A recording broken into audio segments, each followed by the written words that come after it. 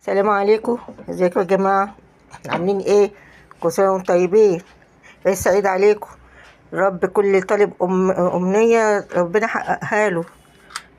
بصوا يا جماعة، أنا هعمل رنجة هشويها. بصوا، بدل ما تحطوها على البوتاجاز بدل ما تحطوها على البوتاجاز ست المواسير الزيت ينزل عليها وتوسخ البوتاجاز، في صينية كده هي هتطقطق والقشر بتاعها يطقطق وتشوي في صينية. عايزين تشوها، عايزين تاكلوها نية بتاكل بأي حاجة.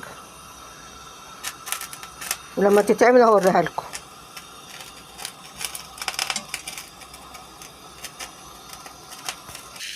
وهي مدخنة كده بقى ورينا. بصوا يا جماعة اهي، وقلبتها من الناحية التانية وشوفوا عملت حلوة ازاي وريحتها جميلة. هعملها بقى بالزيت والليمون والخل وهوضبها واوريكم. احطها في طبق واوريها لكم. لايكات يا حبايبي واشتراكات وشير. بصوا يا جماعة شلت الراس منها والسلسلة وبنضفها.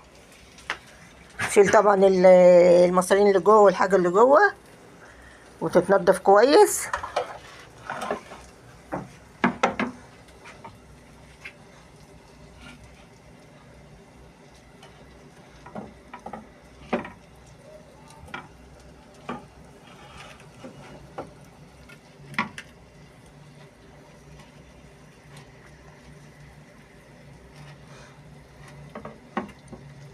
عيد كل سنة وانتم طيبين وكله بياكل رنجة.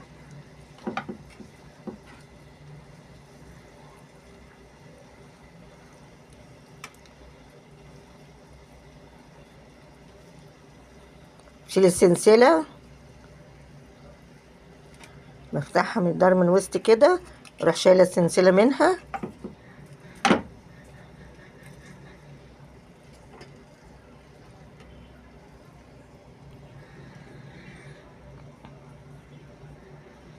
شيل البطروخ منها وتحطوه.